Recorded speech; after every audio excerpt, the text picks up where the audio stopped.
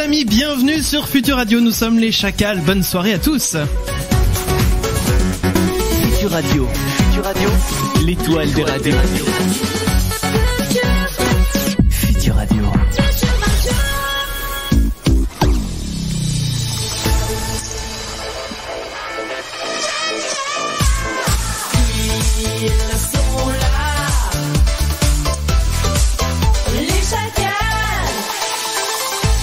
Et vous êtes toutes et tous les bienvenus sur Futur Radio. On est ravis de vous retrouver, nous les Chacals, puisque, eh bien, en plus ce soir, grosse émission ce soir, puisque nous avons le débunker des étoiles. J'ai nommé Sylvain. Bonsoir Sylvain.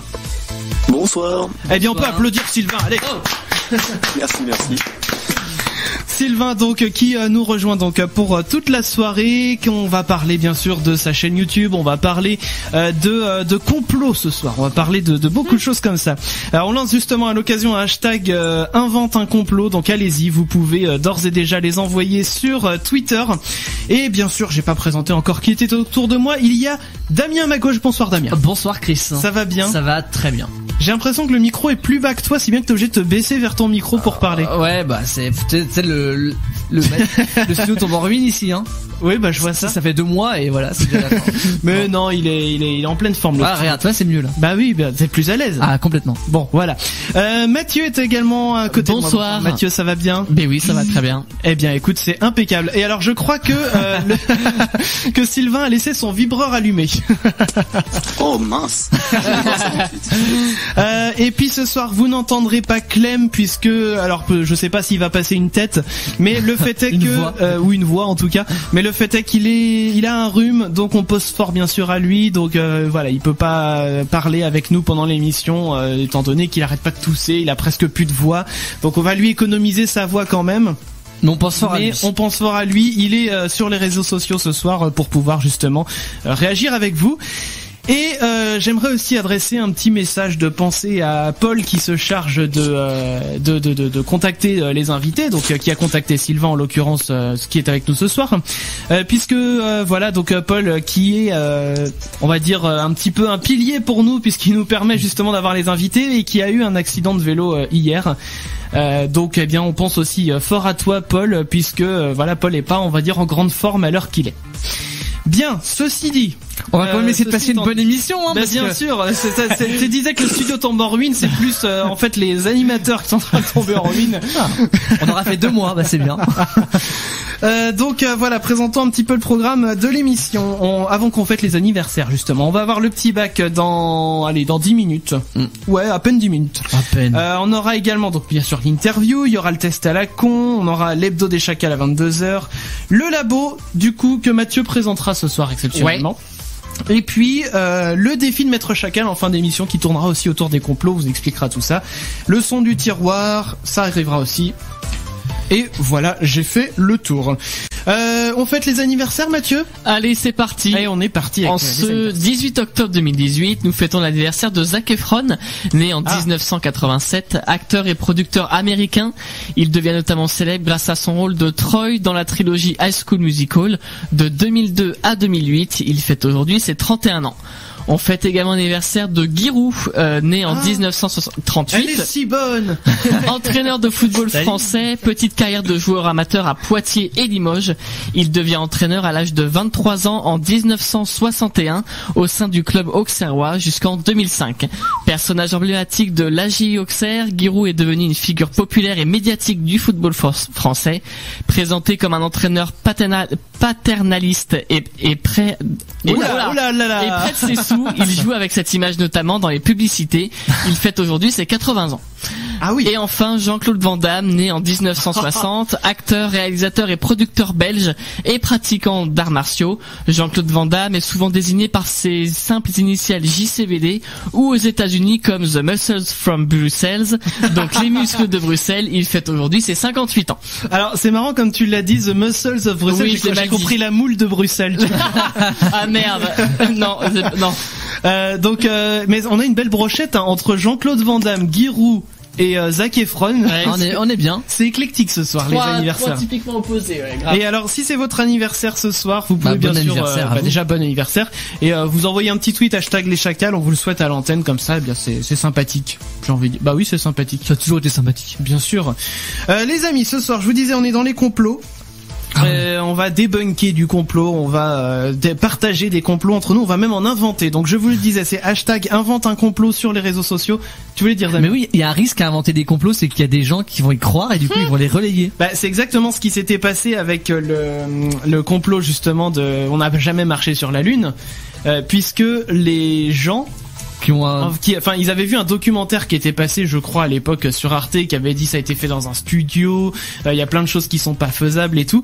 Et depuis, en fait, le réalisateur du documentaire avait dit que c'était un canular. Ouais, mais maintenant tout le monde y croit. Enfin, il y en a plein qui y croient. Oh là là. Donc, alors, permettez-moi de vous contredire. Ça commence.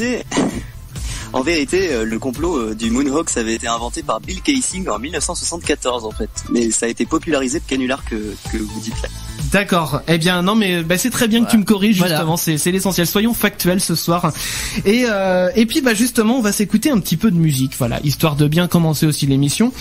Et alors justement, on avait prévu une musique. On va la repousser et parce que moi j'ai envie d'écouter une musique. Voilà, de temps en temps j'ai envie de me dire tiens, on va écouter ça. Moi, j'ai appelé le programmateur de Future Radio. Bah tu l'appelles si tu veux. S'il m'entend, coucou. Et j'ai envie qu'on s'écoute The Prince Karma. C'est un petit coup de cœur que j'ai en ce moment. Parce que c'est un petit peu disco, c'est un petit peu house, ça fait du bien, ça change un petit peu, voilà. Donc on s'écoute ça, The Prince Karma, Later Bitches, ça fait un carton en ce moment, vous écoutez ça sur Future Radio. Et nous on va revenir derrière avec le petit bac, ça va revenir juste après pour vous. Later Bitches tout de suite sur Future Radio. Ah, attendez, excusez-moi. Je fais des bêtises. Voilà, le studio tombe en ruine. Je t'avais dit, le studio tombe en ruine au bout de 2 mois. Non, mais c'est moi qui branche pas mes trucs, ça a pas marché sinon. Allez, Later Bitches, je vous disais, c'est parti.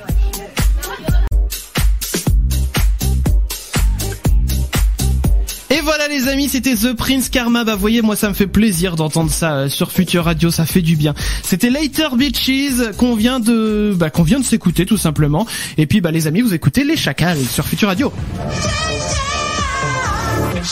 On va manger des chips. C'est tout ce que ça te fait quand je te dis qu'on va manger des chips. Retrouve tous les podcasts des Chacals sur leschacals.fr. Je préfère partir plutôt que d'entendre ça, plutôt que d'être sourd.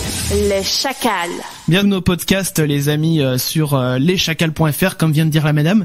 Mais y compris l'émission de ce soir, voilà, que vous retrouverez comme d'habitude. On partage le lien dans la nuit. Une fois que c'est monté, paf, on vous le balance le podcast. Donc voilà, comme ça vous le savez et vous le retrouvez aussi sur iTunes, sur Google Podcast et aussi sur TuneIn. Bref, on est un petit peu partout. Donc en principe, vous ne devriez pas nous manquer. Les amis, on y va pour le petit bac ? Eh bien, c'est parti. Allons-y. Le petit bac. Le petit bac. Le petit bac, c'est le jeu que l'on faisait tous dans les cours de récré au fond d'un bus, voilà, avec un grand tableau, on mettait plein de colonnes et puis on écrivait des mots dedans.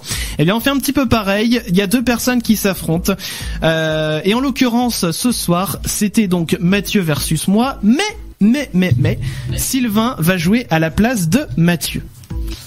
Comme ça, Mathieu, il se tourne les pouces. Exactement. Il aime bien ça.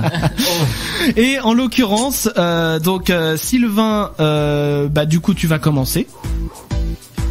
Ouais.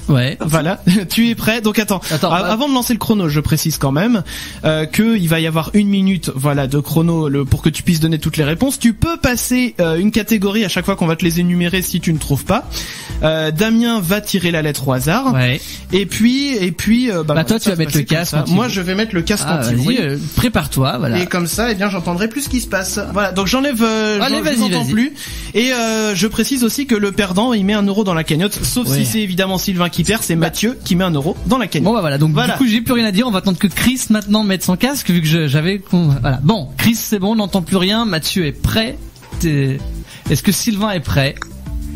Oui, je suis prêt. Alors, donc ça sera la lettre I avec un prénom de fille. Il y a 1 minute, tu peux passer hein. Un prénom de fille avec un I. Ouais. Tu peux passer avec prénom de mec si tu veux après. Ok, prénom de mec. Non, tu veux animal peut-être? Waouh, c'est chaud en fait. Ouais, c'est pas Ça bête. faisait longtemps que j'avais pas joué, dis donc. Alors, animal... Un hippopotame, non, ça marche pas. Non. Végétal. Métier. Iris. Iris. Végétal, iris. Métier. Métier... Inspecteur. Juron insulte. Ville.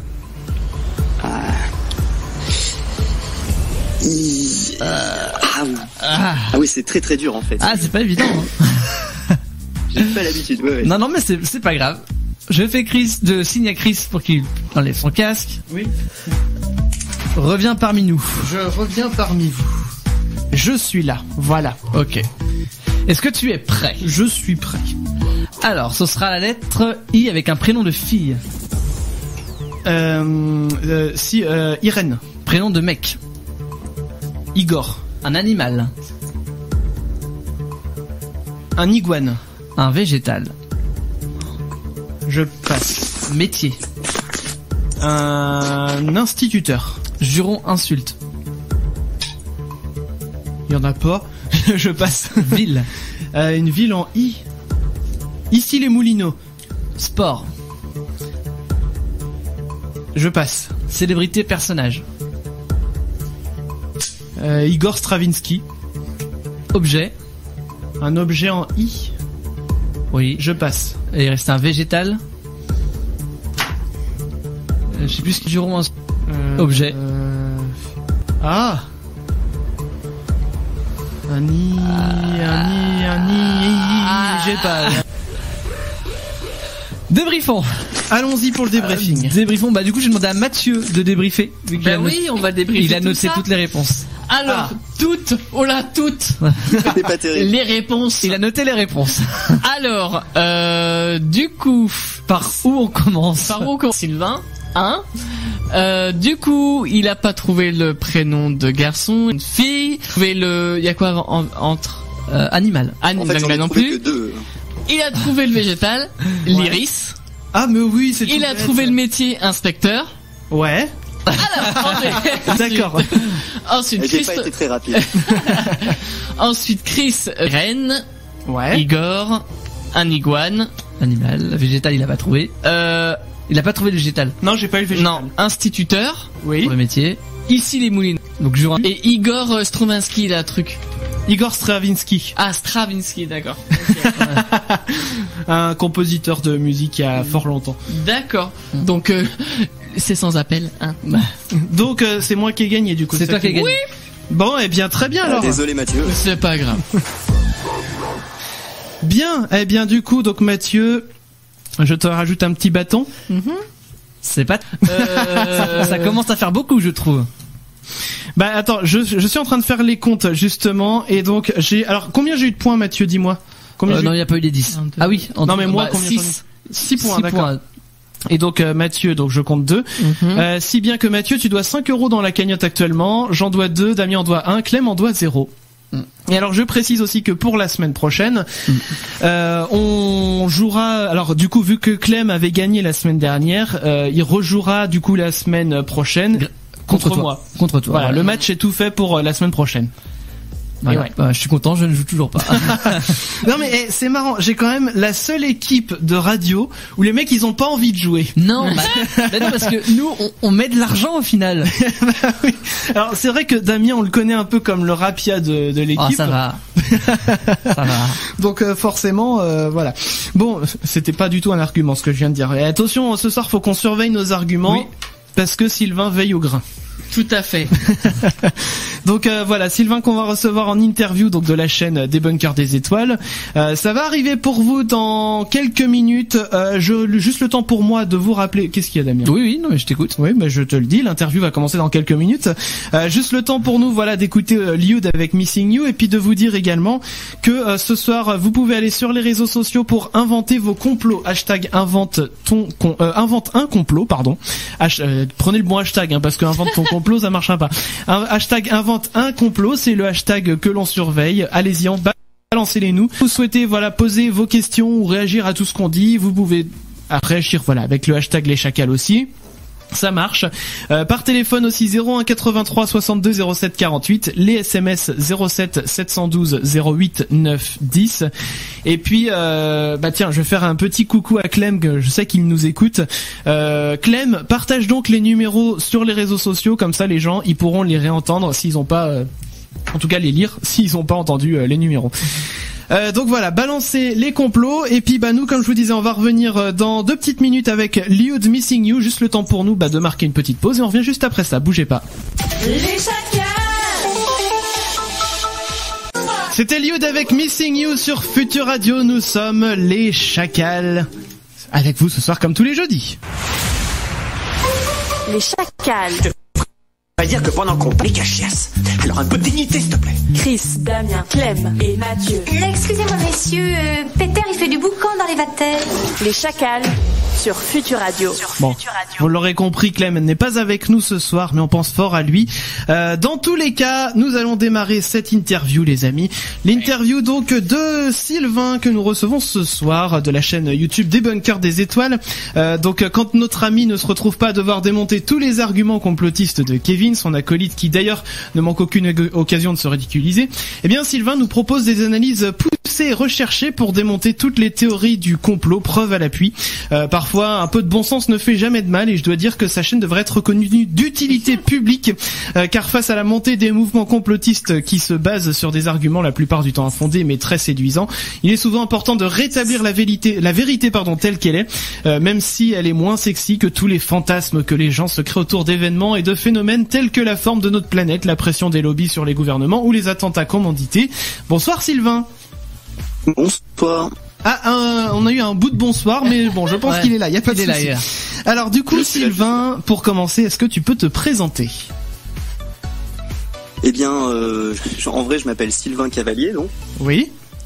Et je suis juriste à la base. J'ai fait droit, Sciences Po, en fait, et puis relations internationales. Et en fait, j'ai aussi créé une petite chaîne YouTube, donc il y a 2 ans, le Débunker des Étoiles, où je parle, je détricote, on va dire, des théories du complot et je parle un petit peu des méthodes sceptiques, etc. Ok. Et qu'est-ce qui t'a donné envie justement de monter cette chaîne YouTube ? Alors à la base, comment dire, en fait, j'ai cru à certaines théories du complot. Ça a commencé avec la révélation des pyramides, notamment de Jacques Grimaud. Après, c'était le 11 septembre, beaucoup. J'ai passé énormément de temps sur le 11 septembre. Je militais pas mal à l'époque en faveur de la théorie du complot. Puis après, quand je me suis aperçu que tout ça, j'ai commencé en fait à vérifier les arguments qui étaient donnés. J'ai vu que c'était pas terrible en fait, que la plupart des arguments étaient faux ou détournés. Et donc j'ai commencé à me méfier. Et là, j'ai fait un vrai rétropédalage, ça m'a énervé et j'ai eu envie de créer une chaîne YouTube pour dénoncer tout ça. D'accord. Ok. Dans tes vidéos, on te voit souvent avec un autre personnage, Kevin notamment, et on peut aussi tomber sur Kevin. Gaïa ou encore Marie-Justine.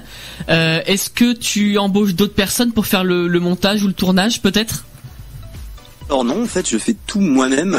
Après, bien sûr, donc il y a ces personnes-là qui interviennent pour m'aider de temps en temps. Donc c'est des amis à moi, tout simplement. Il y en a aussi qu'on voit pas dont on voit pas la tête dans mes vidéos, mais qu'on voit sous un drap de fantôme dans mon épisode sur les fantômes, par exemple aussi.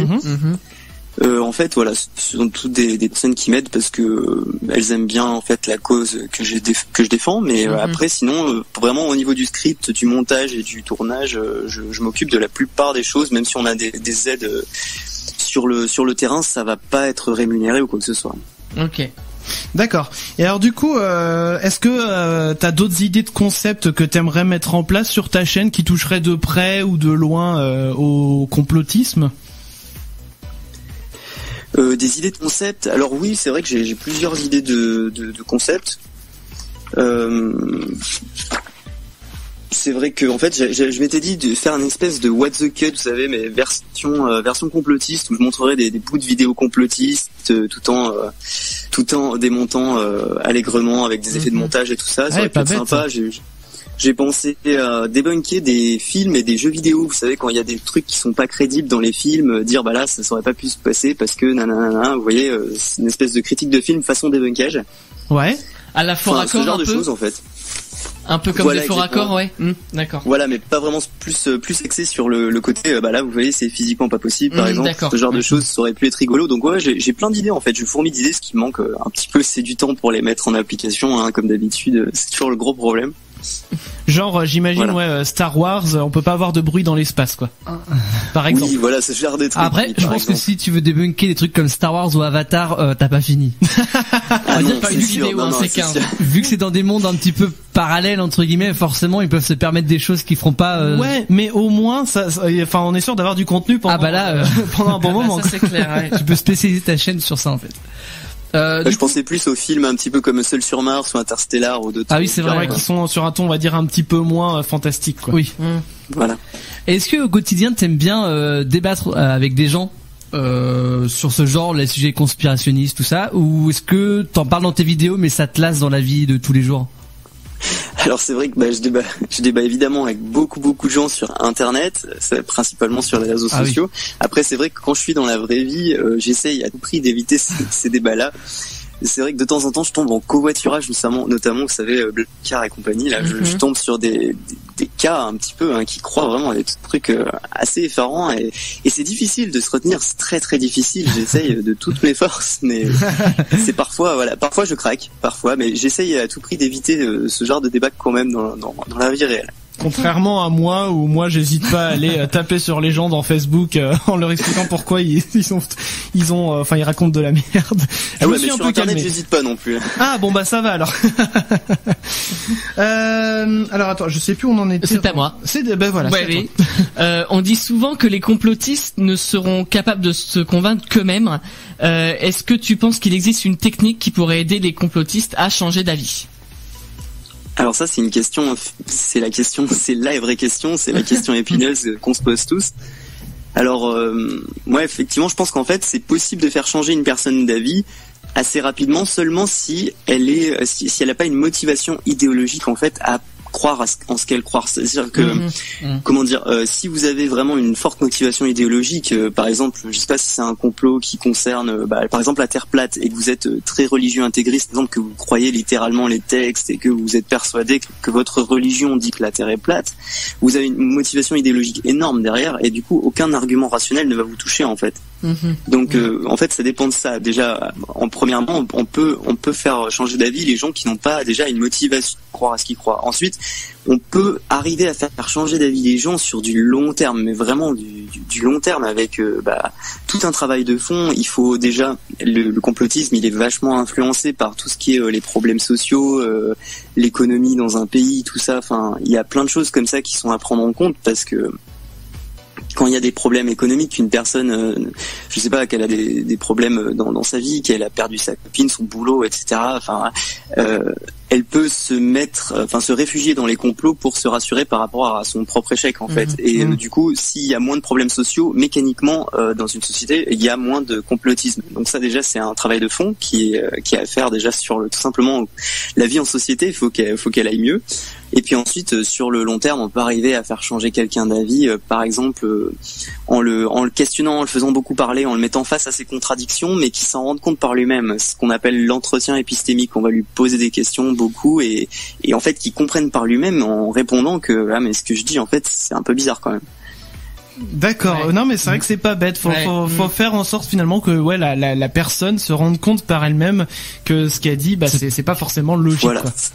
Faut que ça vienne d'elle parce que si ça vient d'une autre personne en face qui va lui expliquer t'as tort parce que nanana, en fait, il va se braquer. Il y a un phénomène de réactance qui se met en place très rapidement. Et donc il va se braquer. Donc après moi je pense que mes vidéos ça permet aussi de les faire réfléchir. Après peut-être qu'ils y réfléchissent à tête reposée, mais dans tous les cas pour espérer les faire changer, il faut que ça vienne d'eux. Il faut qu'ils aient l'impression que c'est eux qui par eux-mêmes en fait sont devenus plus sagaces par rapport à ces questions. Alors on va entrer un petit peu dans le concret des complots au fur et à mesure de l'émission, et notamment, concret plus ou moins, parce que on lance le hashtag ce soir justement avant un complot. On va y revenir, continuez de les envoyer, n'hésitez pas. Réseaux sociaux, SMS aussi 07 712 08 910. On a quelques questions d'auditeurs en attendant qui nous sont parvenues. On a notamment Étienne qui nous demande, je crois qu'on avait prévu d'en reparler tout à l'heure, mais c'est pas grave, on va le demander maintenant.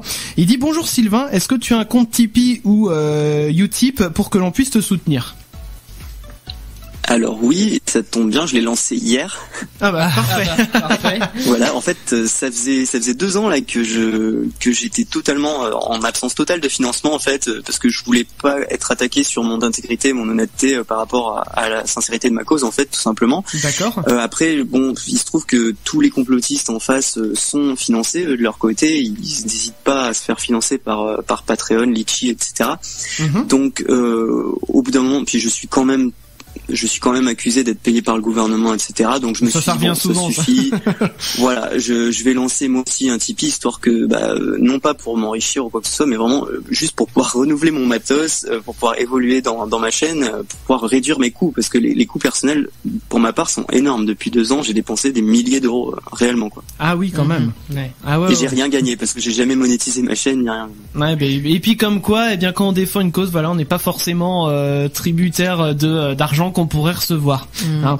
On a aussi Daphné qui dit salut le débunker, est-ce que tu traiteras du sujet des expériences de mort imminente?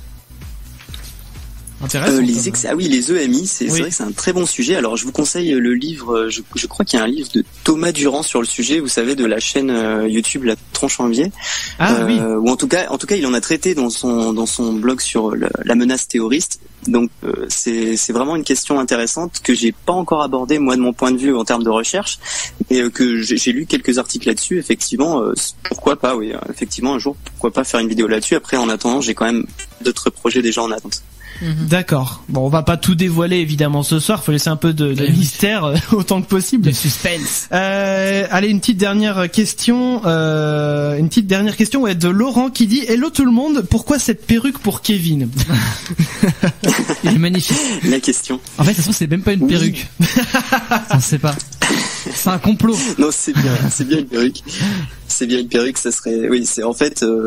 On cherchait. J'avais un tas de perruques à la maison, et puis on cherchait un costume pour le complotiste. Il y avait Skefier qui traînait dans un coin. Il y avait cette perruque là au milieu du tas de perruques qui était genre la plus ridicule du tas. Et on s'est dit, on va attaquer avec ça. Après, c'est vrai que c'est peut-être un peu méchant. J'avoue que tous les complotistes ne ressemblent pas à Kevin, je vous rassure. Voilà, je le sais, bien sûr. Il peut être habillé tout à fait normalement. Kevin, c'est un nom juste pour le personnage ou c'est son vrai prénom? Alors, c'est un nom pour le personnage, en fait. D'accord, ok. Il ne désire pas, en fait, qu'on dise son vrai nom. D'accord, non mais il y a pas de souci, on va pas le dire. C'est un personnage. Ok. Mais donc du coup le prénom Kevin, j'imagine, n'a pas été choisi au hasard. Faut pas non plus mettre tous les Kevin dans le même sac. Il faut pas généraliser non plus. Tous les Kevin ne sont pas complotistes. Je suis sûr qu'il y a des tas de Kevin très bien et très intelligents. Mais bien sûr. Faire d'essentialisme sur du J'ai vraiment eu peur qu'on parte sur un débat sur le Kevin et ça m'a fait peur. On embrasse tous les Kevin qui nous écoutent. Et leur copine Kevina. Allez, c'est bon, ça va. Les amis, on a commencé à recevoir aussi quelques complots inventés. Bien sûr, allez-y, balancez vos complots. On est friands de ça. Continuez de les envoyer pour l'instant. Tiens, je vois qu'il y en a qui arrivent encore. Bah, c'est bien, continuez. Mais en attendant, j'aimerais avoir le complot.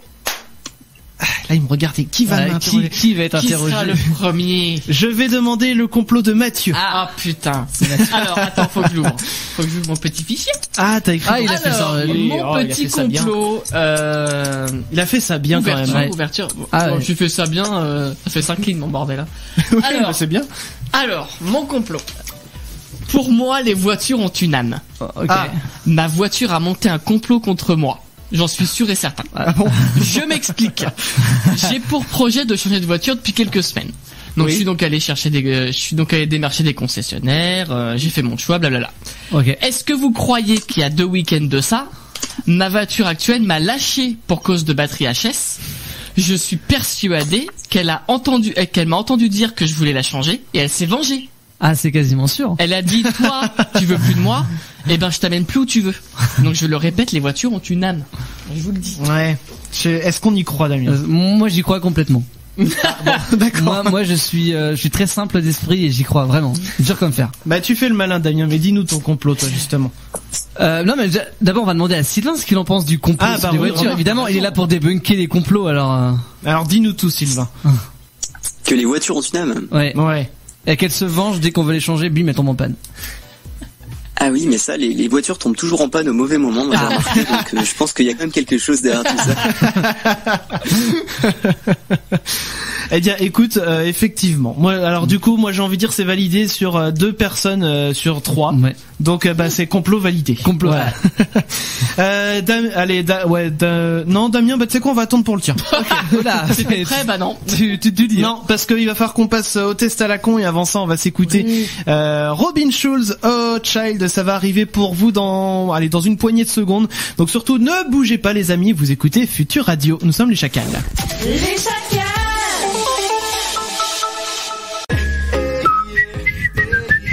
C'est moi qui siffle dans la chanson. Damien de siffler, s'il vous plaît. Non. Pourquoi, Damien? Siffle pour voir. Je suis pas un grand fan de ça. Allez. Mais siffle. C'est l'heure du test à la con, non? Attends, non, je lance pas le test à la con. Damien qui siffle. Mais non. Alors on a un scoop. Damien, tu sais pas siffler. Très mal. Il faut qu'on t'apprenne alors. Oui, plus tard, pas là. Bon, plus tard, allez. Appelle les Chacals. Allô, monsieur Leblanc. 01 83 62 07 48. Il s'appelle juste Leblanc. Ah bon, il n'a pas de prénom. Les Chacals. Bon, Mathieu il fait le malin, mais en attendant, c'est le. Bah oui, tu fais le malin. Et qui fait le malin se mange un parpaing. Exactement. Allez, test à la con. C'est parti. Le test à la con. Le test à la con. Alors, il est content. Le test à la con, qu'est-ce que c'est? Alors, le test à la con, donc c'est un test que je prends généralement sur Internet, plus ou moins intelligent, avec des questions plus ou moins intelligentes et des résultats plus ou moins intelligents également. Ok. Donc, toute l'équipe des Chacals ont reçu le test en avant de l'émission, j'ai pris leurs résultats, et je fais le test en direct avec l'invité, donc avec ce soir Sylvain. Je ne lui dis pas le nom du test, ça sera à lui de découvrir quel peut être le nom du test. Est-ce que tu es ready? Ok, c'est parti. Allez. Ton pote te demande de lui ramener un Coca-Cola. Tu lui apportes un Coca avec des glaçons et un massage offert. Tu lui apportes un Coca, mais tu pisses dedans juste avant.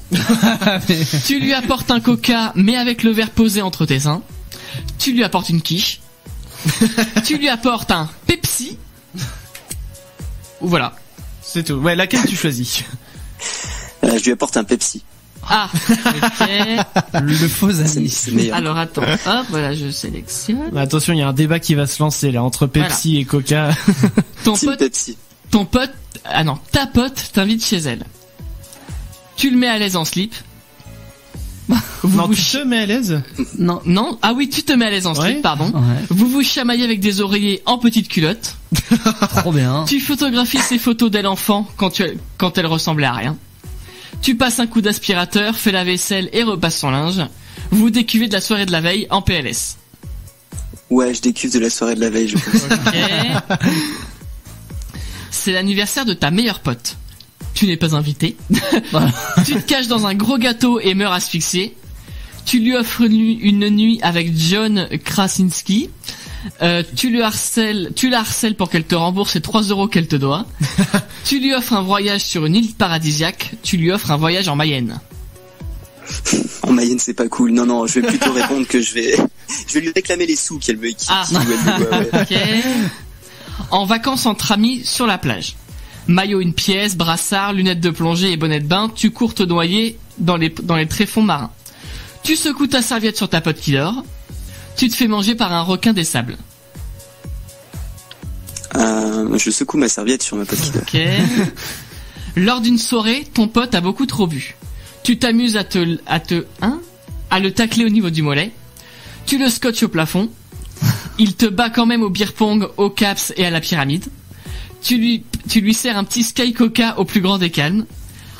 Tu le ramènes chez lui, le mets en pyjama et lui lis une histoire pour qu'il s'endorme. Tu l'aides quand même à choper, même s'il vomit sur tout le monde. Ouais, je vais l'aider à choper quand même. Ouais. Ok. Il papote pour rien. Dans la rue, tu croises la célébrité de tes rêves. Elle te reconnaît et te demande un autographe. Tu la fais rire, elle tombe amoureuse de toi et vous vous mariez. Tu trébuches la tête la première dans un excrément d'éléphant. Oh. Je lui fais une blague, elle se marre et on se marie, évidemment. Ok. Tu roules depuis 2 heures sur l'autoroute, seul. Tu ralentis et roules à 30. Tu roules en Segway. Tu t'arrêtes sur le côté et fais du stop. Tu accélères et fais de gros dérapages sur la voie de gauche. Tu fais une pause, contrôles les pneus et passes un coup de polish. Ou tu te gases au côté et t'allonges dans le fossé. Ouais, je vais plutôt faire une pause et contrôler les pneus. Je suis très très prudent. Okay. On sait jamais. Quel type de photo envoies-tu à tes potes? Ta tub, car tu la trouves très belle. Toi sur la selle en train de démouler un bel étron. Des screenshots très intéressants d'un reportage sur les poutres apparentes du 19e siècle.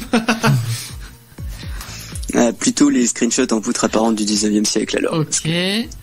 Ta position favorite pour dormir? Sur le ventre, car tu as des petits seins. Sur le dos, car tu as une grosse bite. En position fétale pour te rappeler tes 9 premiers mois. En poirier, car tu as eu 15 ans en acrogym en 4e.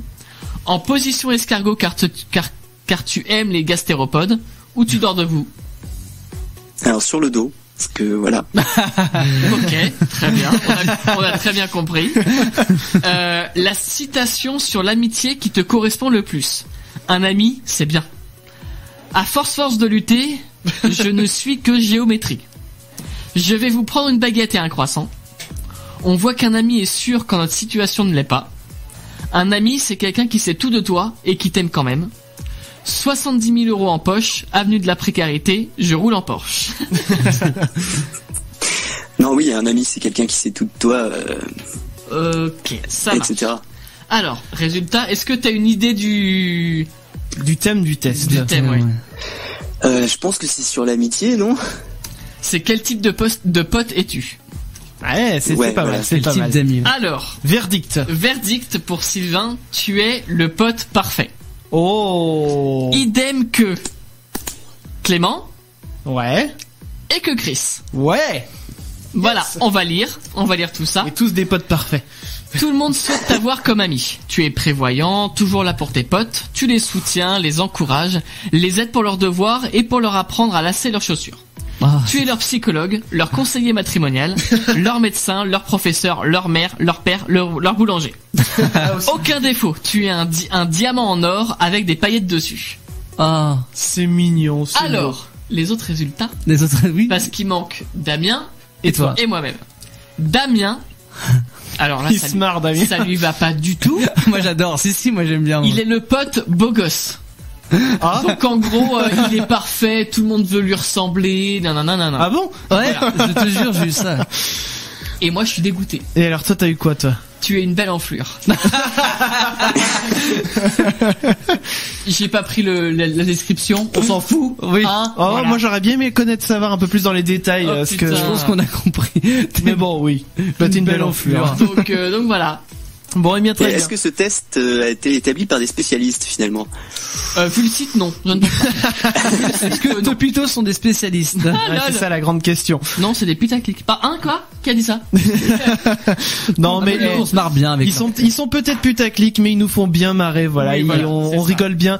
Et voilà, les tests sont faits via Topito. On relaye leur truc, mais c'est important de le préciser parce que voilà, de temps en temps, faut bien qu'on cite aussi la source. Et de toute façon, oui. les sources des tests, si vous voulez les refaire chez vous, on les partage avec les podcasts quand vous allez sur notre site leschacals.fr. Alors, je vois qu'il y a quelques complots qui commencent à arriver. Je vais lire ce qui se passe un peu sur les réseaux sociaux. Donc, c'est parti. On a Sorrento sur Twitter qui nous dit #invente un complot. La neige est un complot des feignants pour ne pas bosser certains jours. Arrête. Mais moi, je pense que c'est vrai. Mais bizarrement, tu vois, ils agissent que l'hiver. Ah oui. Parce que l'été ils sont partis à la plage. Bah oui, bah voilà. Et alors, on a aussi eu tout à l'heure Bob Ricard. Tu vas me remettre un petit jaune. Ouais, C'est grave. Bob Ricard qui dit McDonald's met, alors il est long celui-là. McDonald's met des graisses, du sel, du sucre pour que le peuple ne puisse plus bouger, voter comme les humains dans Wall-E. Les dirigeants se nommeront eux-mêmes et pourront déporter leurs enfants sur Mars, livrer la Terre aux reptiliens. Nul ne pourra intervenir. Ça me fait marrer. Moi je trouve ça très drôle. Il y en a d'autres qui continuent d'arriver. Continuez de les partager sur les réseaux sociaux. #leschacals. Ou #invente un complot. Damien, on va faire le tien. Oui. Allez, vas-y. Alors pour moi, donc c'est sur les ouvertures faciles des packaging. Ah. Donc pour moi c'est un complot donc des multinationales. Ah bon oui, bah oui, évidemment. En fait c'est pour inciter à acheter plus. Donc j'explique. En fait quand je pense qu'on a tous fait le test, quand on essaie d'ouvrir un paquet par exemple d'emmental râpé via l'ouverture facile, ouais. Il se déchire dans tous les sens et t'as la moitié du fromage râpé qui tombe par terre. Oui. Du coup t'en as plus. Oui. T'es obligé d'en racheter. T'es obligé d'en racheter. Du coup tu le rouvres, tu le refais tomber par terre et voilà c'est un cercle totalement vicieux. C'est vrai. Non mais moi je pense qu'effectivement ils misent beaucoup là-dessus. Alors qu'est-ce que t'en penses toi, Sylvain? Alors c'est vrai que quand il y a une ouverture facile, très souvent j'arrive pas à ouvrir, donc je pense qu'en fait c'est aussi un complot pour démoraliser les consommateurs et en fait les mettre dans un état de dépression. Ouais voilà, leur faire croire que c'est des merdes en fait. Ils arrivent pas à ouvrir l'ouverture facile, ils se sentent ils dépriment et après du coup ils sont obligés d'acheter et tout. Enfin, ils sont manipulés en fait. Ouais, je ne vois que ça maintenant. Tu m'as ouvert les yeux, Sylvain. Bah oui, réveillez-vous. Sylvain aussi en a un pour nous. On va pas le dire tout de suite. On va laisser un petit peu les choses mariner. Voilà, comme ça les choses. Comme ça, vous pouvez continuer d'en proposer aussi sur les réseaux sociaux. #invente un complot, les amis. Vous pouvez poser bien sûr aussi vos questions à Sylvain. On va faire d'autres questions d'auditeurs, d'autres réactions. Téléphone 01 83 62 07 48. N'hésitez pas, les amis. Pour l'instant, on a beaucoup de messages écrits, on attend bien sûr d'entendre votre voix, on veut savoir, on ne mange pas, on a beau s'appeler les chacals, on ne mange pas. Si on mange, mais on a mangé avant l'émission. Voilà, donc on n'a plus faim. Donc voilà, n'hésitez pas bien sûr à venir nous appeler 01 83 62 07 48. Les SMS aussi ça marche bien sûr, vous envoyez vos messages au 07 712 08 910 et si vous nous écoutez via l'appli Futur Radio, vous pouvez passer un petit message via le système de dédicace, on les reçoit également. On va s'écouter dans quelques minutes, qu'est-ce qui va arriver? Eh bien ça va être Odyssée avec Fire. Bah non, c'est pas dans quelques minutes, c'est tout de suite, dis donc. Eh bien, on s'écoute ça tout de suite. Et c'est l'hebdo des chacals qui va arriver juste après. C'est Futur Radio, nous sommes les chacals. Futur Radio. Futur Radio. L'étoile des radios. Futur Radio. L'hebdo des chacals. Toute l'actu, en tout cas une partie déchiquetée par les chacals, c'est tout de suite avec Chris. Et en tant que charognard de l'actu, je suis un peu en mode l'automne, le temps des récoltes, les paysages qui rougissent nous offrant des arbres aux couleurs flamboyantes, un passage de l'année aussi beau qu'il est éphémère, les oiseaux migrateurs qui se rassemblent par milliers pour se préparer à un long voyage vers des régions plus chaudes de notre planète. La nature qui se prépare à un hiver rude, on coupe du bois pour les cheminées, on prépare Noël, on commence à faire des soupes et des tisanes ou des raclettes et des fondus pour les plus affamés d'entre nous. Il y a aussi les promenades en forêt pour se ressourcer et profiter du soleil tant qu'il est présent, aller cueillir des champignons et se prendre un bon gros calibre de fusil des familles par un chasseur. Et en fait, j'ai l'impression que plus les années passent et plus les accidents de chasse sont nombreux. C'est peut-être dû aux médias qui mettent plus l'accent sur ces faits divers qu'avant. C'est pas impossible et pour le coup, j'y participe un peu ce soir. Mais force est de reconnaître qu'un mort par balle perdue, c'est un mort de trop. Alors ces jours-ci, c'est un cycliste qui a été tué par un chasseur. Moi, je me demande encore comment on peut confondre un sanglier et un putain de vélo. Mais bon, même si c'est tentant, je ne vais pas tomber dans le cliché du chasseur alcoolique. Toutefois, je me demande quand même pourquoi le gouvernement a récemment décidé de diviser par 2 le prix du permis de chasse. Alors serions-nous en présence d'un complot du lobby des chasseurs qui agit conjointement avec le gouvernement pour contrôler l'accroissement de la population sous couvert de bavures diverses? Eh bien surtout que d'après en plus ce qu'on a pu apprendre hier, la mère et la sœur de la victime se sont déclarées soulagées du décès du cycliste, l'accusant respectivement de viol et de violence. Je vous jure, quand j'ai lu ça, je me suis dit ça devient vraiment n'importe quoi. Bon, en tout cas, à choisir entre le cyclisme et la chasse, mon loisir pacifiste est déjà tout trouvé. Et sans transition écologie, si on lève un peu les yeux de nos écrans, on se rend compte qu'un mouvement de prise de conscience est en train de se former un peu partout dans le monde, notamment à l'approche du sommet de l'écologie COP24 qui se déroulera en décembre. On a des alertes de tous les côtés sur le réchauffement climatique qui risque d'être irréversible. Tout un collectif de vidéastes s'est associé en créant un superbe site internet ilestencores-temps.fr sur lequel plein d'actu et de conseils sont donnés pour que tout le monde puisse faire des gestes simples pour l'environnement. Mais il y a quand même 2 choses qui me chagrinent dans tout ça. 1. Les multinationales restent bien silencieuses, pourtant c'est pas faute de dénoncer leurs pratiques de temps à autre. Coucou Élise Lucet. Parce que c'est bien beau de faire la morale aux gens en leur disant d'acheter des véhicules électriques, de changer les ampoules pour de la LED, de faire le tri sélectif, etc. Mais les sociétés ont elles aussi un rôle à jouer, mais on n'en voit pas beaucoup la couleur pour l'instant. Alors les déchets en plastique, la surexploitation des énergies fossiles, la pollution atmosphérique et j'en passe, tout ça, ça vous parle peut-être, non? Et puis 2, Le remaniement ministériel qui n'est pas plus encourageant dans le domaine, nommé Emmanuel Vargon comme secrétaire d'État au ministère de l'écologie et de la transition écologique alors qu'elle était directrice de la communication et ex-lobbyiste de chez Danone, qui est notamment connue pour ses scandales sur le lait infantile en poudre et la publicité mensongère sur les produits Danonino, Actimel et Activia. Bon, eh bien, on a le droit de douter de la pertinence de ce choix pour un ministère dont le rôle va devenir vraiment important, voire critique dans les années à venir, à bon entendeur.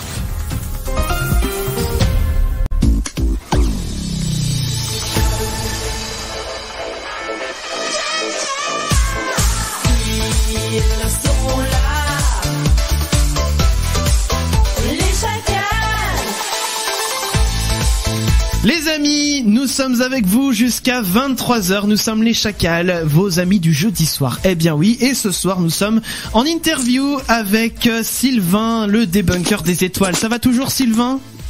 Ça va toujours. Eh bien c'est ce qu'il faut. L'interview va se poursuivre bien sûr dans quelques minutes. Posez toutes vos questions à Sylvain, SMS 07 712 08 910 et par téléphone si vous le souhaitez aussi 01 83 62 07 48. Mais pour l'heure, eh bien on va te soumettre à un autre petit test. Et l'autre petit test, j'ai nommé en 1000, le voici. Le si t'étais tu serais. Le si t'étais tu serais. Alors le site était tu serais, toi c'est pas facile à dire. C'est dur, hein. Le site était tu serais, Damien, eh bien dis-nous tout, qu'est-ce que c'est ? Alors c'est quoi ? Ça va être des questions, donc si t'étais par exemple un objet, tu serais, donc à toi de répondre Sylvain par ce que tu veux, il n'y a pas de bonne, il n'y a pas de mauvaise réponse, tout est accepté. On ne se moque pas, on rigole mais on ne se moque pas. Non. C'est pas notre genre. Et il n'y a pas besoin de justification, voilà. Tu peux te justifier si tu veux mais ne te sens pas obligé. Voilà. Alors par exemple, si t'étais un objet, tu serais lequel ?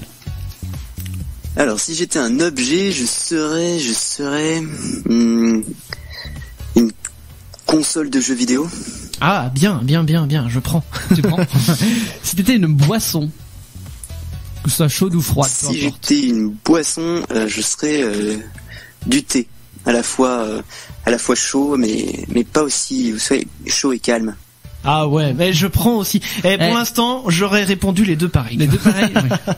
Alors, on va voir si tu vas répondre pareil. Si t'étais une personnalité. Si j'étais une personnalité, ça c'est pas facile, mais je dirais une personnalité morte ou vivante. Peu importe. Non, c'est vrai que c'est quand même mieux d'être vivant, donc je vais te dire... je sais pas. On peut passer. Ça serait Thomas Pesquet. Ah ouais. Ah oui, si Thomas Pesquet. Ouais. Si. Ah bah putain, aller dans l'espace et tout. Bah oui, complètement là. La classe. Alors, je sais pas si t'es fan de fromage, mais si t'étais un fromage, tu serais lequel ? Ah, si j'étais un fromage, je serais du picodon, je pense. Ouais, je suis né près de l'Ardèche, alors forcément. Ah bah oui, spécialité locale. Hein. Si t'étais un super-héros. Super débunker. Si j'étais un super-héros, ouais, super débunker. Il arrive avec son slip vert de super débunker. Non, c'est vrai, si j'étais un super-héros, je serais Thanos. Thanos, ah non, c'est vrai que c'est un méchant. Ah, c'est un méchant, Thanos. Accessoirement, il élimine la moitié de la population. Mais moi, ok. On prend. Ça va, j'ai le droit de bien l'aimer. Oui. Non, mais on a dit qu'il n'y avait pas de justification à avoir, hein, donc. Si t'étais un surnom, ça va être facile, je pense. Parce que j'en ai un. Si j'étais un surnom. Débunker. Le débunker, je pense que ça marche. Je pense que beaucoup de gens l'ont appelé comme ça sur Twitter ou sur dans les commentaires. Tout à l'heure, on avait une question par SMS où la personne l'appelait débunker. Alors, si t'étais un insecte. Une araignée, pour faire peur aux gens. Ah, bon, on va prendre insecte ou arachnide. Ah oui, c'est vrai, pardon, c'est une arachnide, c'est pas un insecte. Les insectes on s'y pète, autant pour moi. Non, mais attention, on débunk ce soir. C'est vrai, non. On parle de faits et pas de. J'ai répondu un peu vite, pardon. On est basé sur des faits. Si t'étais une blague. Si j'étais une blague, je serais. Ah oui, allez. C'est une blague à 2 balles. Pampan. Non mais allez. Celle-là elle est toujours efficace. Oui, voilà. Voilà. Bon, on va s'arrêter là-dessus, hein. Allez, on va s'arrêter sur le Pampan. Et alors, eh bien, on arrive avec la musique de l'invité. C'est moi qui l'ai dans mon coin. La musique de l'invité, je vous rappelle que, en gros, eh bien, on a demandé tout à l'heure à Sylvain quelle musique il souhaitait écouter pendant l'émission, et il nous a sorti une musique que j'approuve totalement, puisqu'il s'agit de David Bowie avec Starman. C'est bien ça? Je ne me trompe pas? C'est bien ça. Donc on va s'écouter ça, David Bowie avec Starman sur Futur Radio, et on va revenir derrière bien sûr avec la suite de l'interview. Ça se voit pas du tout que je suis en train de meubler, mais voilà. Non, pas du tout. Tu veux qu'on t'aide? T'as mangé quoi ce soir? J'ai mangé des pâtes. Des pâtes, mais très comme bien. toi, figure-toi. Bah oui, on a mangé la même chose. Pâtes de thon. Pâtes avec du thon. Parfait. Allez, on est parti avec David Bowie, Starman sur Futur Radio, et on revient derrière, je vous le disais, avec la suite de l'interview. Posez vos questions, 07 712 08 910 pour les SMS et 01 83 62 07 48 pour nous appeler.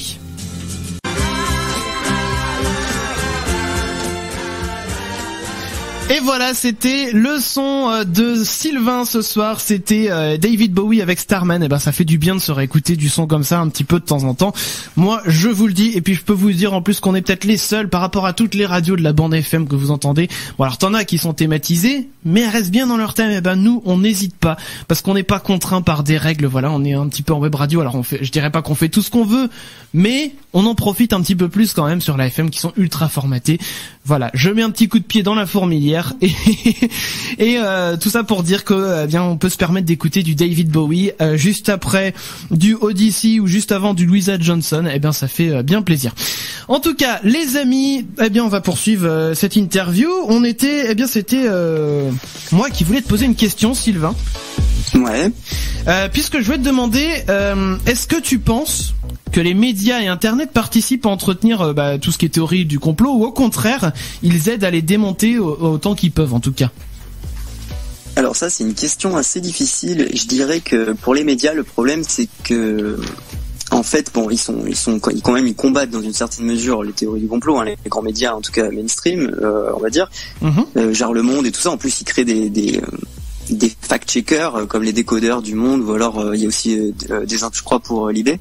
Enfin bon, donc ils essayent quand même de faire quelque chose, mais à côté de ça, le problème c'est qu'ils font encore du sensationnalisme sur beaucoup de sujets, et tous ces voilà, pour pouvoir avoir de l'audience, et les contraintes d'audience en fait font qu'ils entretiennent ce besoin de sensationnalisme des gens. Ils entretiennent finalement tout ce système qui fait que les gens sont intéressés plutôt par les infos qui sortent de l'ordinaire, dans le sens extraordinaire, vraiment, qui viennent, voilà, des histoires de complot, des histoires de scandales, des histoires de clash, c'est ça qui intéresse les gens. C'est un peu triste, mais c'est ça qui fait du clic. Donc les médias l'ont compris, et sur les ovnis, sur plein de choses, voilà, ils vont en rajouter. Après, Internet, c'est compliqué. Donc c'est devenu un grand média aussi. Maintenant, le principal, je pense, de tous les gens, surtout les jeunes. Et là, c'est plus compliqué parce que évidemment, on observe une claire supériorité numérique des thèses complotistes par rapport aux sceptiques et par rapport au débunkage, etc. Une thèse en général qui une thèse fausse, en fait, une fake news, on sait qu'elle va être 6 fois plus relayée, par exemple, on démentit derrière. Donc en fait, on a des problèmes. Voilà, parce que les gens sont bien plus intéressés dans le fait que voilà, qu'il y a un truc qui sort de l'ordinaire, plutôt que dans le fait que ah non, en fait c'était pas vrai, faites vite passer le message, c'était pas vrai. Le fait que c'était pas vrai, ils s'en moquent un peu. La rumeur, elle est déjà partie, et en fait voilà, on s'aperçoit que les rumeurs se répandent vraiment très facilement sur la toile, atteignent très facilement les gens.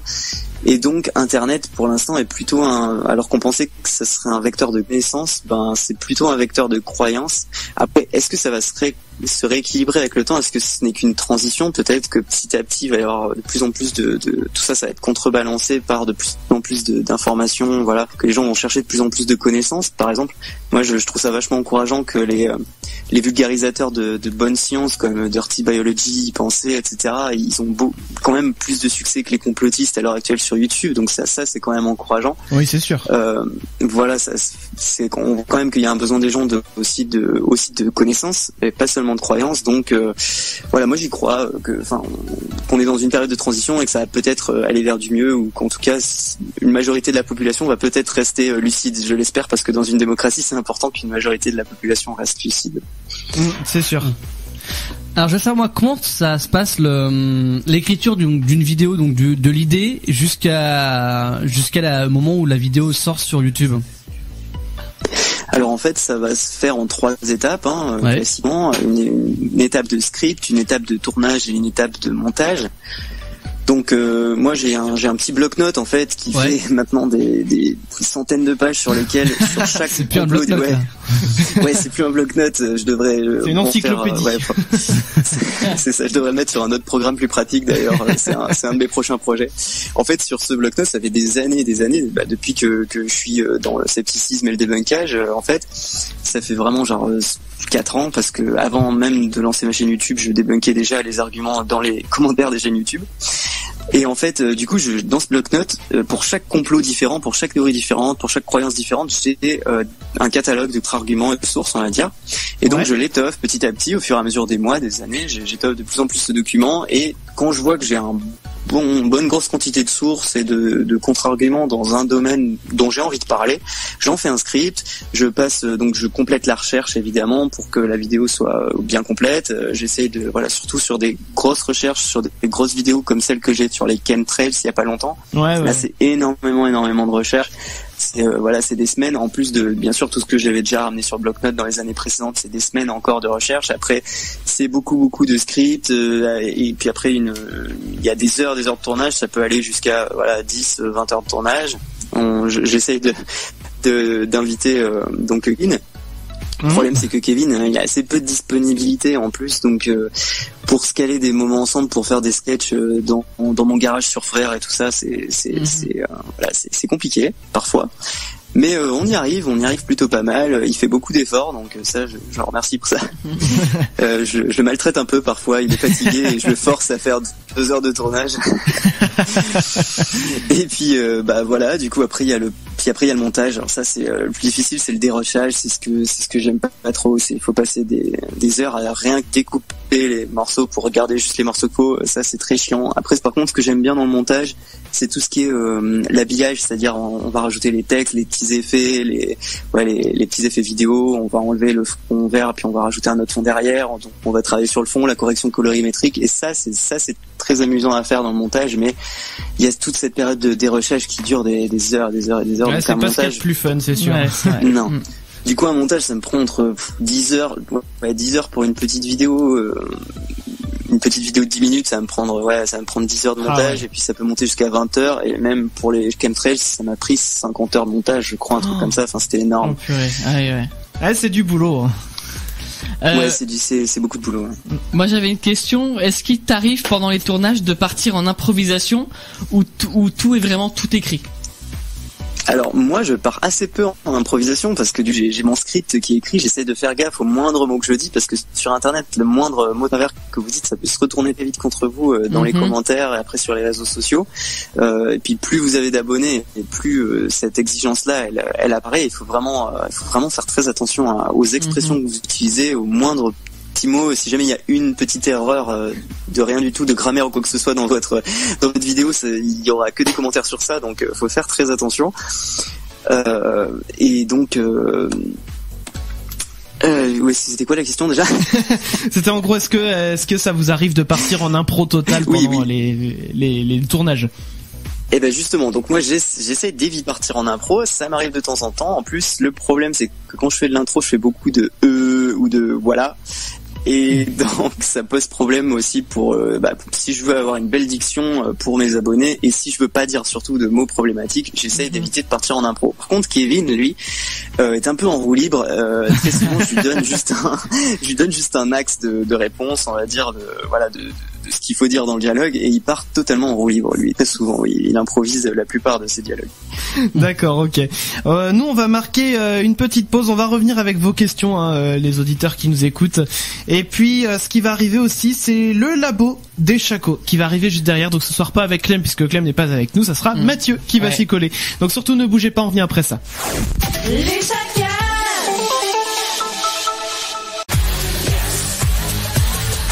Yes. Yes.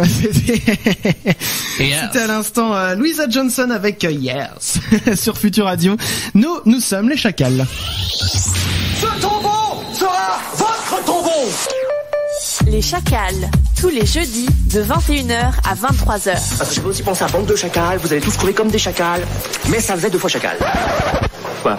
On dit des chacos ? Et les amis, vous pouvez bien sûr envoyer toutes vos questions 01 83 62 07 48 pour venir nous appeler, nous parler et parler directement du coup à Sylvain de la chaîne Débunker des étoiles, le Débunker des étoiles. Et pour l'heure tout de suite, eh bien, c'est le moment de passer au labo. Le labo des Chacos. Le labo des Chacos. Et le labo des Chacos ce soir, donc avec Mathieu qui s'est fait gentiment passer les notes par Clem en douce comme ça, sous le tapis. Allez hop, c'est toi qui vas le dire ce soir. Alors, cette semaine, c'est toute l'équipe des barbiers rationalistes du labo des Chacos qui tenait à revenir sur l'un des outils qu'ils utilisent bien souvent, le rasoir d'Occam. Ce n'est ni un rasoir électrique, ni un vieux coupe-chou rouillé. Parmi plusieurs explications proposées, ce rasoir sert à éliminer celles qui sont les moins probables. C'est un principe de raisonnement philosophique, dit de simplicité, d'économie ou encore de parcimonie. Même si des principes proches ont dû être énoncés depuis l'époque d'Aristote, en Grèce antique jusqu'à nos jours. Le nom du rasoir vient de Guillaume d'Occam qui l'a popularisé en latin dans son bouquin sorti en 1319. Dans un langage actuel, on pourrait dire que cela revient à préférer la solution la plus simple et suffisante. Le rasoir ne prétend pas désigner quelle hypothèse est vraie. Il indique seulement laquelle devrait être considérée en premier, car elle nécessite le moins de postulats de base et le moins d'étapes pour obtenir un résultat. Et pour finir, l'analogie avec un rasoir. Ce n'est qu'un outil et il ne faut pas s'en servir n'importe comment. Par exemple, il ne faut pas confondre une solution simple et une solution simpliste. Les solutions simplistes ne sont pas forcément complètes ou justes dans tous les cas, et elles continueront de passer dans les mailles de ce filet s'ils n'y font pas attention. Merci beaucoup Mathieu donc pour ce labo. Alors petit exemple du rasoir d'Occam par exemple, le coup de la terre plate ou la terre ronde. Voilà, tous ceux qui disent la terre elle est plate, en fait on se rend compte que physiquement parlant, il va falloir user de énormément de stratagèmes pour faire en sorte que les saisons existent, que le soleil puisse se coucher, se lever, pareil pour les mouvements de la lune et de toutes les autres planètes autour. Enfin, je parle des planètes autour. Là, c'est aussi si on admet que la Terre elle est en plus au centre de l'univers. Donc, alors que si on admet que la Terre tourne autour du soleil et qu'elle est bien ronde, eh bien c'est beaucoup plus simple, c'est beaucoup moins coûteux en fait physiquement parlant. Donc, eh bien, le rasoir d'Occam, il va dire ça, il va dire il faut privilégier la thèse de la Terre ronde parce que physiquement ça marche beaucoup mieux, c'est beaucoup plus élégant que la Terre plate qui demande plein de subtilités par rapport à ça. Damien. Ouais, ce qui me fait rire dans les gens qui ont cette théorie de la Terre plate, c'est que donc pour eux la Terre est plate, mais par contre le soleil est rond, la lune est ronde, toutes les autres planètes du système solaire sont ronds, sauf la Terre qui est plate. Mais oui, mais attends, c'est une création divine aussi, donc tu peux pas tester, tu vois forcément. Ça va, on s'est pas trop trompé, Sylvain qui s'y connaît certainement beaucoup mieux que nous en zététique sur la Terre plate, sur le rasoir d'Occam. Alors sur le rasoir d'Occam, oui, c'est à peu près ça. Après, c'est vrai qu'il y a aussi cette notion que c'est pas forcément la solution la plus coûteuse qui est la vraie. C'est juste qu'il y a de plus grande probabilité de ne pas se tromper si on choisit la version la moins coûteuse en fait. Donc après, il y a toujours moyen d'essayer de prouver qu'en fait la version la plus coûteuse est la bonne. Simplement, ça va demander plus d'efforts, plus d'argumentation, parce qu'en fait, ça demande de répondre à peu de questions.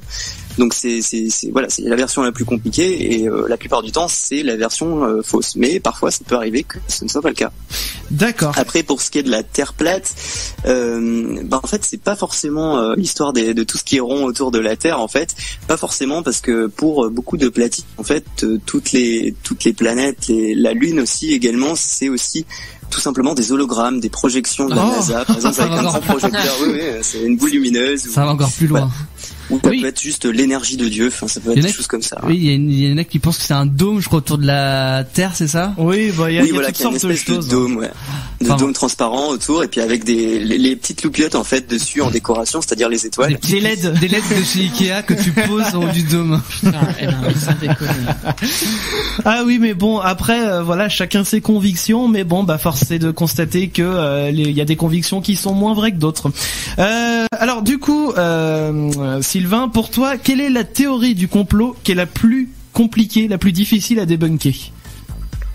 Alors en fait, c'est tout un type de théorie du complot qui est difficile à débunker, c'est tout ce qui est les théories irréfutables en fait. C'est-à-dire que dès qu'on vous dit quelque chose qui est absolument impossible à remettre en cause, impossible à débunker, genre en fait, comme par exemple, on vous dit les Illuminati existent ou alors les ovnis existent. Si on vous dit juste ça, c'est impossible de débunker en fait. C'est comme si on vous dit Dieu existe. Moi je peux pas vous prouver l'inexistence de ce en quoi vous croyez en fait. C'est impossible. Donc ça c'est très difficile à débunker parce que il y a certaines choses comme ça, on sait pas sous quel angle l'aborder parce que tout simplement il n'y a pas d'argument factuel en face qu'on peut débunker. C'est seulement une espèce de croyance hyper abstraite et du coup on peut rien faire quoi.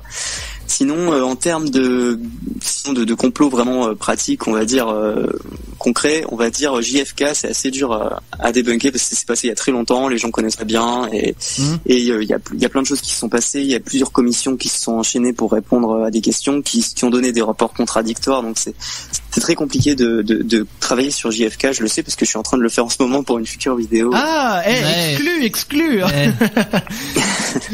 Ah, intéressant, j'ai hâte de voir ça.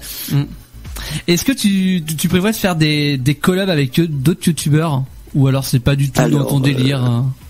Oui, j'aime bien. J'ai déjà fait des collabs d'autres youtubeurs avec Gigantoraptor notamment et Aldreus. Après, c'était contre un complotiste ADBK qui m'avait attaqué. C'est rien du tout.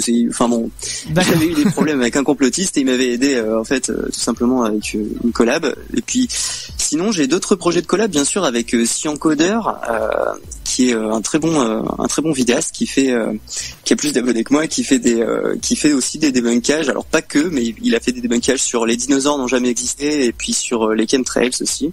Ouais. Et donc je vais faire une collab avec lui. Je vais faire une collab possiblement. Alors je dis bien un conditionnel avec Monsieur Bidouille peut-être sur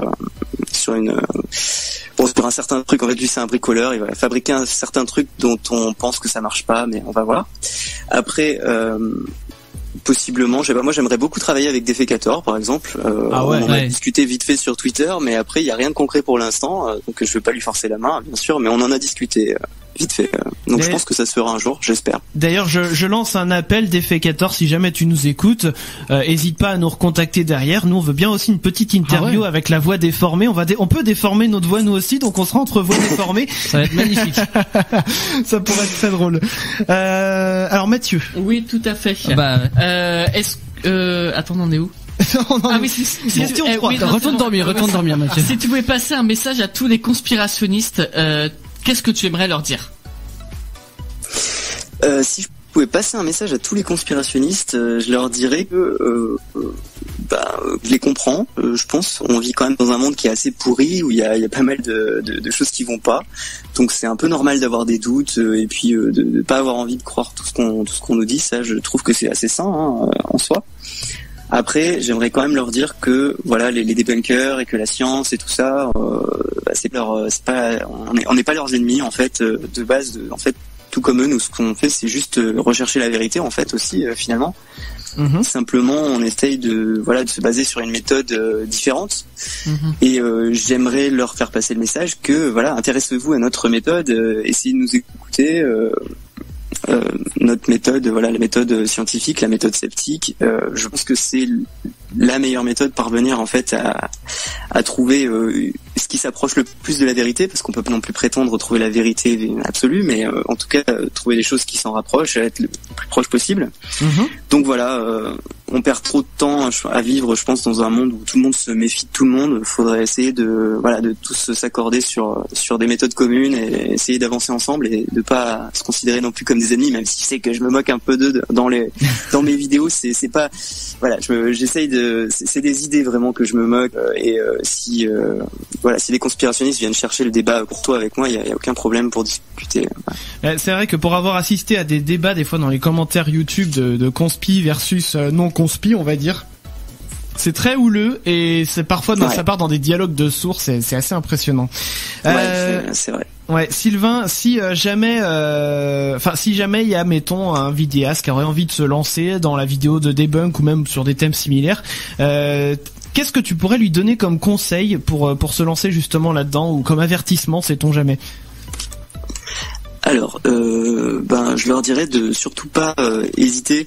Souvent, il y a une espèce de petite pudeur de gazelle, on va dire, pour reprendre le terme de certains. J'aime bien l'expression. Il y a une certaine forme de pudeur à refaire quelque chose. Par exemple, un thème qui a déjà été abordé par un autre sceptique, on se dit mais il y a déjà un sceptique qui en parle. Voilà, par exemple, il y a déjà des fécateurs, il y a déjà des bunkers des étoiles, ils font déjà des vidéos là-dessus, ils ont déjà parlé de ci ou de ça. Moi, j'ai aucun problème quand je vois quelqu'un qui fait une vidéo pour débunker un argument du 11 septembre. Je le partage immédiatement et tout. Je suis super content qu'il y ait des gens qui le fassent. Donc, faut pas hésiter, faut pas se dire la place elle est déjà occupée. Non, les complotistes ils hésitent pas à faire des dizaines de chaînes différentes pour parler des dizaines de fois du même truc sous des angles différents. Donc nous, faut pas qu'on hésite à le faire. Simplement, voilà, faut bien sûr pas faire du plagiat, mais on peut trouver son propre style. Après, s'il y en a qui veulent des conseils de gens qui veulent se lancer devenir vidéaste, etc. dans ce domaine-là, qui viennent demander conseil à des gens qui sont déjà vidéastes. On est très ouvert en tout cas moi, et je sais qu'il y en a d'autres qui le sont. On est ouvert à leur donner des conseils pour se lancer, autant au niveau du matos que de l'écriture, que des idées, etc. On peut aider les nouveaux à se lancer. Ce serait plaisir de les partager si on voit que leur travail est de qualité, vraiment. Ouais. Donc, qui nous contactent et on peut les aider, les partager, etc. Ouais. Alors, avant que Damien pose sa question, en fait, je veux switcher 2 questions. Ok. Parce que je me dis que ça serait mieux qu'on fasse d'abord la question de Mathieu, donc la 12 sur ton papier, et ensuite celle de Damien. Ok. Tu vois ce que je veux dire? Voilà, on va garder un petit peu le suspense, vous allez comprendre pourquoi. Mathieu. Alors, oui, la 12. Oui. Tu as d'autres passions en dehors de la vidéo ou pas? Alors, oui, bien sûr, j'ai d'autres passions. Oh, attendez. Problème. Un coup de fil. Oula. J'ai un problème avec mon téléphone, désolé. Il n'y a pas de souci. Oui. Alors en fait, oui, bien sûr, j'ai d'autres passions. J'aime bien le sport. À la base, je faisais pas mal de sport. Alors c'est vrai que j'en fais un peu moins depuis que je fais du YouTube, parce que ça a bouffé de mon temps libre quand même pas mal. Ouais. Mais j'aime beaucoup le sport, genre l'escalade. J'aime beaucoup l'astronomie aussi. L'astronomie? Ouais. L'astronomie, ça c'est un truc que j'aime depuis tout petit. C'est un petit peu ce qui m'a sauvé du complotisme, parce que quand il y avait les trucs sur le canular lunaire, moi je pouvais pas croire qu'on soit pas allé sur la Lune. Donc ça déjà, voilà. Bon, j'adore. Il y a plein de choses que j'adore. J'aime regarder des articles de science de plein de domaines différents. Voilà, j'aime voir ce qui se fait dans plein de domaines. J'ai pas après de passions qui me prennent vraiment énormément de temps à part ça. D'accord, ok. Alors donc la fameuse question que Chris voulait switcher. Voilà, je vais la garder exprès pour la fin. On l'a gardée au chaud celle-ci. Ah, retéléphone. Ça c'est un SMS. Ouais, là c'est parce que j'ai branché, là c'est pas un SMS. Parce qu'en fait je suis à 12%, donc là ça a commencé à devenir dramatique. Ah oui, ça devient critique. Ouais. Alors qu'est-ce qui nous prouve que tu n'es pas un mouton payé par l'État pour décrédibiliser les paroles qui dérangent? Alors, rien du tout. C'est vrai.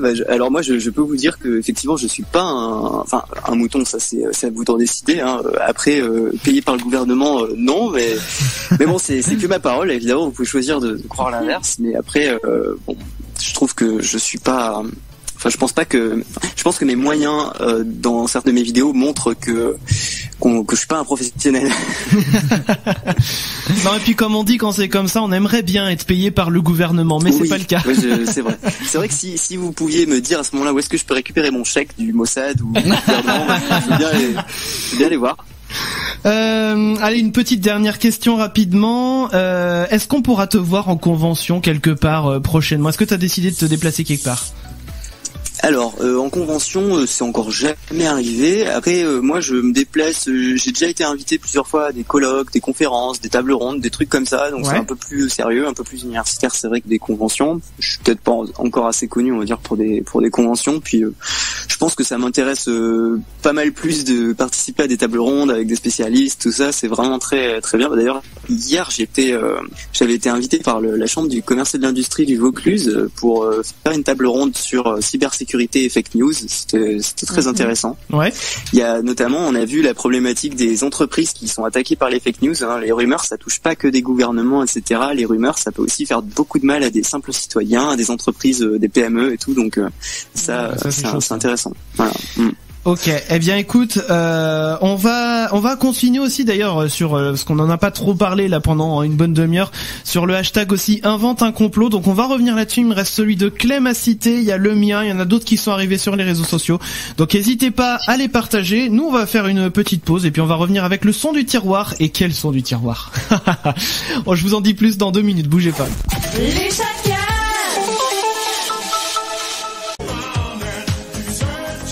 Et voilà les amis, c'était Never Gonna Give You Up, Rick Astley, le son du tiroir proposé par Damien, mais ça fait tellement plaisir.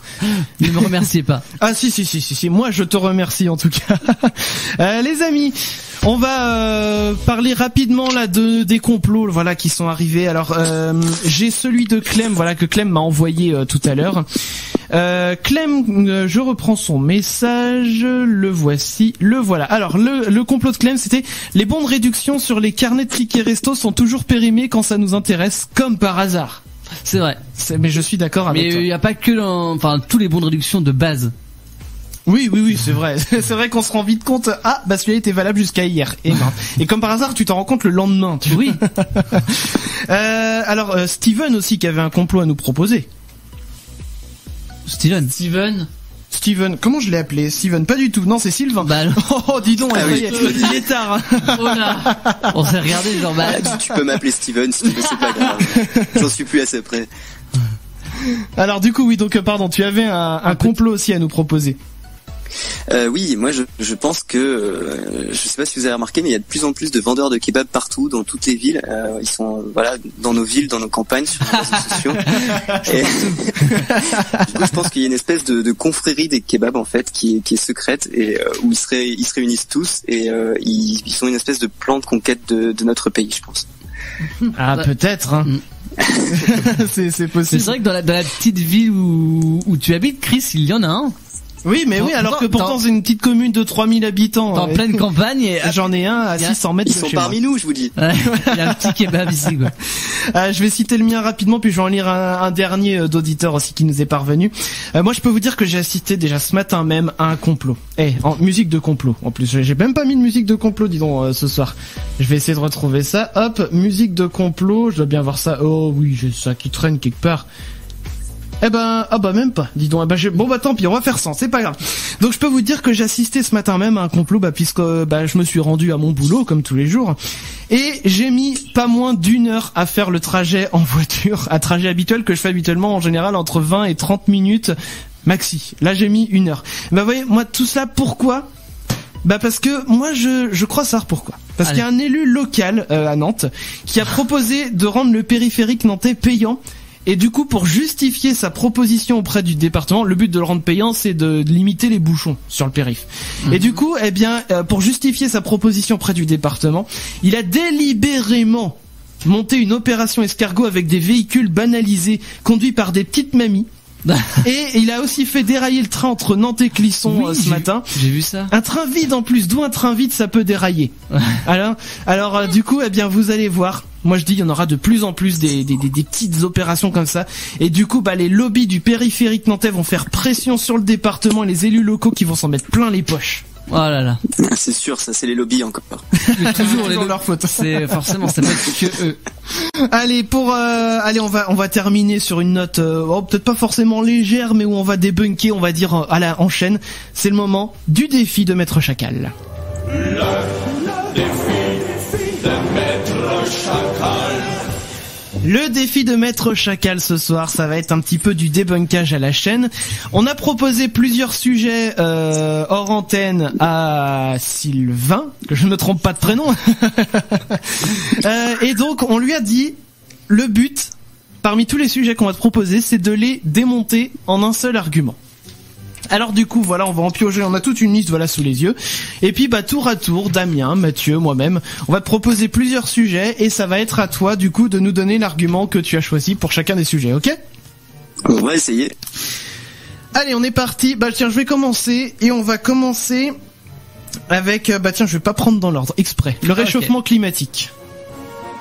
Alors, le réchauffement climatique. Soi-disant, ça existerait pas. Ouais, alors moi il y a bien sûr tous les débunkages, normalement je devrais les faire en beaucoup plus de temps, mais là je vais dire donc un seul argument à chaque fois. Donc pour le réchauffement climatique, ce sera simplement que oui, c'est déjà arrivé passé que la Terre se réchauffe. Ça c'est vrai, il y a 100 000 ans, la Terre était encore plus chaude qu'aujourd'hui, mais ça ne s'est jamais produit en aussi peu de temps. Là, c'est en seulement 150 ans que ça s'est réchauffé. Jamais vous trouverez à l'échelle géologique un réchauffement aussi rapide. Donc c'est bien l'homme l'être humain qui est à l'origine de ce réchauffement. Ensuite. Damien. Alors, les attentats du 11 septembre. Alors, les attentats du 11 septembre, je vais prendre un simple argument logique, là pour le coup. Le but c'était d'axer des pays du Moyen-Orient pour pouvoir envahir l'Irak et l'Afghanistan, si on prend le but allégué par les complotistes. Donc à ce moment-là, pourquoi tous les terroristes ils sont de nationalité saoudienne et pourquoi ils sont pas de nationalité irakienne et afghane? Du coup, ça aurait été plus logique pour accuser ces pays-là. Or là, on accuse les Saoudiens alors que justement les États-Unis après ont couvert pendant 15 ans l'Arabie Saoudite. Ils voulaient surtout pas les attaquer. Donc on voit bien que c'est bizarre, ça colle pas trop. S'ils avaient inventé un complot de toutes pièces, ils auraient plutôt inventé des terroristes d'une autre nationalité. Mathieu ? Alors, l'Australie n'existe pas. Et là, c'est très facile à débunker. Achetez votre billet d'avion pour l'Australie.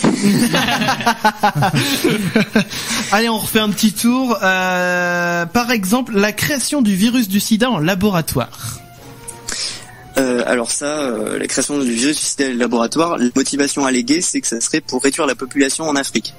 Ouais. Sauf que la population, il y a 26 millions de cas de sida en Afrique et il y a quelques centaines de milliers de morts par an. Et à côté de ça, par contre, les États-Unis et tous les pays occidentaux donnent des milliards de dollars d'aide à ces pays en développement pour justement pour qu'ils puissent ne pas mourir de faim, pour qu'ils puissent se développer économiquement. Donc en fait, beaucoup de vies sauvées. Entre 1995 et 2015, on a une division par deux des morts par la faim en Afrique. Donc je vois pas pourquoi ils inventeraient une maladie pour réduire leur population d'un côté, alors que d'un autre côté, ils leur donnent à manger et tout ça. Enfin, vous voyez, une espèce de truc bizarre. C'est pas logique. Ça va pas, ça. Alors, le voyage sur la Lune. Le voyage sur la Lune. Écoutez, ça c'est simplement, regardez, les Russes à cette époque-là, en 1969, ils étaient très opposés aux Américains. Ils auraient jamais raté une occasion de dire que c'était un fake. Ils avaient des détecteurs très capables de voir si l'événement était réel ou pas. Donc je pense clairement que si jamais c'était faux, qu'ils n'étaient pas allés sur la Lune, les Américains, les Russes seraient empressés de le dire, de le crier sur tous les toits. Et voilà, ils auraient montré des éléments de preuve pour ça. Donc moi je ne doute pas de ça non plus. Ok, Mathieu. Alors moi je suis intrigué par un des sujets là. Ouais. Je pense qu'il y a une faute. Ah, il y a une faute. J'ai fait une faute quelque part. La montre de Roswell. Non, le monstre de Roswell. C'est bien ce qui me semblait. Donc je pose la question, le monstre de Roswell. Alors le monstre de Roswell, c'est déjà débunké depuis un certain temps. En fait, ce serait en fait, il y avait des bouts d'aluminium et des composés qui se retrouvent dans les ballons météo de type Mogul qui étaient utilisés à cette époque-là, exactement dans ce coin-là en plus de Roswell. Donc toutes les pièces concordaient, même les décorations qui étaient sur le côté, qui étaient dont les complotistes des ovnis disaient que c'était un langage extraterrestre. En fait, c'était juste des motifs qui se trouvaient dans un magasin local sur du scotch qui était posé sur les ballons de type Mogul. Donc ça, on sait en fait depuis, il y a 99,99% de chance, voilà, que ce soit un ballon météo. Alors allez, on a encore le temps pour un dernier petit tour rapidement. Alors on avait des sujets aussi un petit peu plus légers, quoique. Christine Boutin. Alors Christine Boutin, effectivement, donc si vous voulez la débunker, il suffit de l'écouter parler. Peut-être, je sais pas, genre 2 minutes. Je pense qu'elle se débunk très bien toute seule. Damien. La Terre plate. La Terre plate. Eh ben la Terre plate, je vous invite à regarder des chaînes YouTube qui vous expliquent comment calculer de chez vous avec des calculs géométriques simples la courbure de la Terre, comme par exemple la chaîne YouTube Olivier Joseph ou Eratosphère. Et donc vous verrez comment calculer vous-même à la maison ou depuis un avion la courbure de la Terre. C'est quelque chose qu'on peut expérimenter soi-même en fait. Donc en fait la Terre plate c'est difficilement soutenable. Mathieu. Et enfin, le nuage de Tchernobyl qui s'arrête aux frontières de la France. Ah, ça c'est une question plus compliquée. En fait, effectivement, c'est un argument qui est très souvent utilisé, même par les médias mainstream, même par les personnalités politiques d'aujourd'hui, de dire que ouais, c'est ça, ils vont nous refaire le coup du mensonge du nuage de Tchernobyl. Alors qu'en fait, la vérité est plus complexe. C'est pas vraiment ça qui s'était dit à l'époque. Il n'y avait pas vraiment d'autorité officielle qui avait dit que j'allais s'arrêter aux frontières. Dès le lendemain, c'est-à-dire dès le moment où le nuage avait traversé effectivement la frontière, tous les médias l'ont dit. Hein. Le nuage, effectivement, il y a des analyses qui ont montré que le nuage a passé la frontière. Enfin, personne ne l'a caché en fait. Du coup, c'est vrai que c'est un espèce de fantasme qui s'est créé petit à petit à cause, je crois, d'une intervention à la télé, l'intervention d'un seul spécialiste qui disait que possiblement avec un anticyclone, le nuage ne passerait pas la frontière, mais c'était vraiment pas du tout. Enfin, en fait, c'était pas aussi catégorique que ça, et aucune autorité officielle n'avait dit ça va s'arrêter à la frontière. Il n'y a pas vraiment eu de mensonges comme ça. Enfin, en tout cas, c'est un peu détourné par rapport à ce qui s'est vraiment passé. Disons. Eh bien voilà, donc comme quoi, mine de rien, en quelques mots, on peut très bien prouver pourquoi certaines théories du complot sont, on va dire, pas irrecevables, mais on peut facilement, mine de rien, faire preuve d'une logique, on va dire, assez terre à terre et surtout très simple, quoi. Pas forcément terre à terre, mais surtout très simple pour prouver, voilà, à quel point les complots des fois ça part un petit peu en vrille et que si on recentre les choses, eh bien ça marche naturellement, on va dire.